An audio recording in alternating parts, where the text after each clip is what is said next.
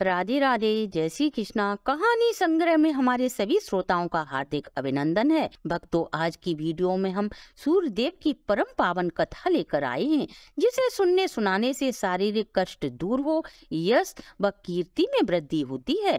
कथा श्रवण करने से पूर्व यदि आप हमारे चैनल पर नए हैं तो सब्सक्राइब करें, वीडियो को शेयर इन लाइक अवश्य करें। संपूर्ण जानकारी के लिए वीडियो को अंत तक जरूर देखें। पौराणिक कथा के अनुसार महर्षि वेद व्यास जी के परम शिष्य ऋषि वैशंपायन जी अपने गुरुदेव से प्रश्न करते हैं, हे प्रियवर, आकाश में प्रतिदिन उदय होने वाले सूर्य देव का प्रभाव क्या है तथा इनकी क्रांतमय अग्नि के समान किरणों की उत्पत्ति कहाँ से हुई? सभी, चाहे देव हो या दानव, तपस्वी हो या मनुष्य, सभी नित्य सर्वप्रथम इनकी उपासना करते हैं। तब महर्षि वेद व्यास जी बोले, हे वैशंपायन जी, सुनो, यह ब्रह्म देव के शरीर से उत्पन्न ब्रह्म का ही एक उत्कृष्ट तेज है, जो सारे संसार में व्याप्त हो प्राणियों को जीवन प्रदान करता है। इसे साक्षात परम ब्रह्म का ही स्वरूप समझो। यह धर्म, अर्थ, काम, मोक्ष सभी चारों पुरुषार्थों को देने वाला है। यह निर्मल किरणों से सुशोभित तेज का पुंज अत्यधिक प्रचंड और दुस्सह, यानी इसका तेज न छूने वाला था। इसकी प्रखर तेजस्वी किरणों से पीड़ित सभी मनुष्य इसकी किरणों से बचकर इधर उधर भागने लगे। चारों समुद्र, विशाल नदियां, नद आदि सभी इनकी तेज किरणों के प्रभाव से सूखने लगे। इसमें रहने वाले जीव जंतु इसके ताप को सहन न करके जल में प्राण त्यागने लगे। सभी पृथ्वीवासी इसके तेज के भय से जहाँ जिसे छुपने का स्थान मिला वहाँ छुप गए।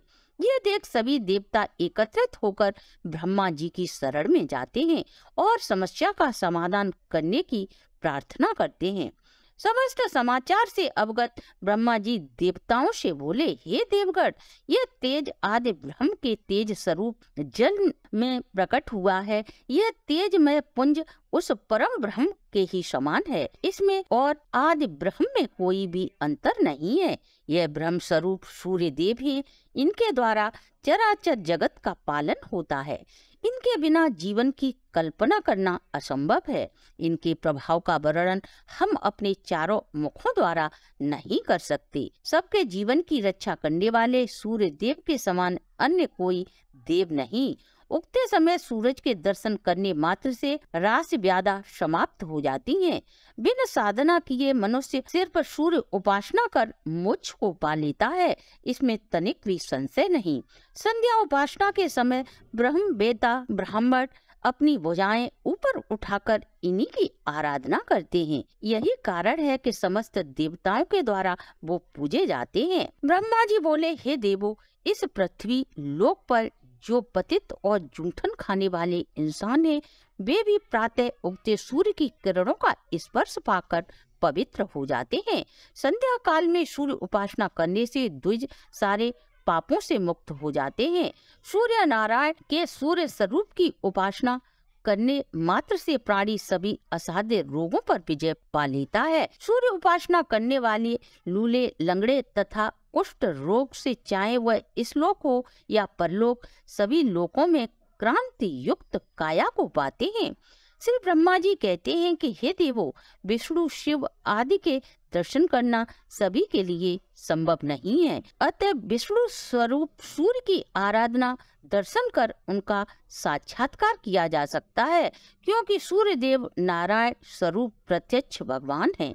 ब्रह्मा जी की बात को सुनकर देवता बोले, सूर्य देव की आराधना उपासना करना तो बात की बात है, इनका तो कभी दर्शन मात्र ही प्रलय काल की अग्नि के समान है। इसका तो सामना करना असंभव है। इसके तेज से सभी प्राणी, जल जंतु मृत्यु को प्राप्त हो रहे हैं। आप सूर्य देव को जीवन दाता बता रहे हैं, यह कैसे माने? इसके प्रभाव से समुद्र, जलाशय, विशाल नदियां भी नष्ट हो रहे हैं। फिर अन्य की तो बात ही छोड़िए। इसलिए कृपा करके कुछ ऐसा उपाय करें जिससे हम इसके तेज को सहन कर इसकी आराधना उपासना कर सकें। देवों की ऐसी बातें सुन ब्रह्मा जी ग्रहों के स्वामी भगवान सूर्य देव के पास पहुँचे और संपूर्ण जगत के कल्याण के लिए सूर्य देव की स्तुति करने लगे। हे देव, तुम समस्त संसार के नेत्र स्वरूप हो, तुम साक्षात ब्रह्म रूप हो, अतः तुम्हारी ओर दृष्टि करना संभव नहीं है। आप प्रलय काल की अग्नि के समान हो, संपूर्ण देवताओं में तुम्हारा वास है। तुम्ही से आदि अंत तथा जीवन की रक्षा होती है। सभी देव तुम्ही से उत्पन्न व तुम्ही में लीन हो जाएंगे। एकमात्र तुम्ही संपूर्ण भुवनों के स्वामी हो, रोगों का नाश करने वाले तथा दरिद्रता का निवारण करने वाले हो। इस लोक तथा परलोक में सर्वश्रेष्ठ बंद, सबको जानने वाले और देखने वाले आप ही हो। तुम्हारे सिवाय अन्य कोई नहीं जो समस्त लोकों का उपकार कर सके।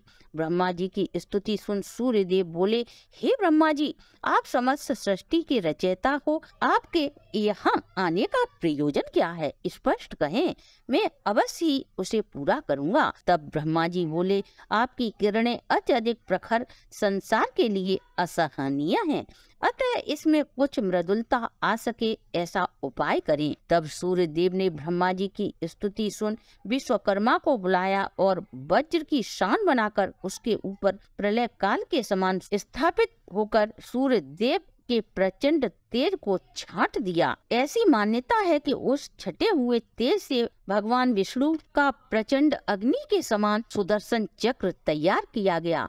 अमोघ यम दंड, शंकर जी का त्रिशूल, काल का खड्ग, कार्तिकेय जी को आनंद प्रदान करने वाली शक्ति, भगवती दुर्गा की शक्तिशाली शूल का इसी सूर्य के तेज से निर्माण हुआ था, जो सभी के लिए असहनीय था। सूर्य देव की 1000 किरणें शेष बची, बाकी सभी को तेज शान लगाकर छांट दिया गया। इस प्रकार सूर्य देव का तेज समस्त जग को कल्याण देने वाला हो गया।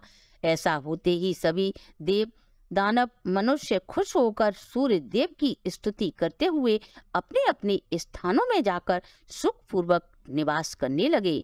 बोलिए जगत को जीवन देने वाले सूर्य नारायण की जय। भक्तों, ये थी हमारी आज की प्रस्तुति। अगर आपको हमारी प्रस्तुति अच्छी लगी हो तो आप हमारे चैनल को लाइक, सब्सक्राइब और शेयर करें।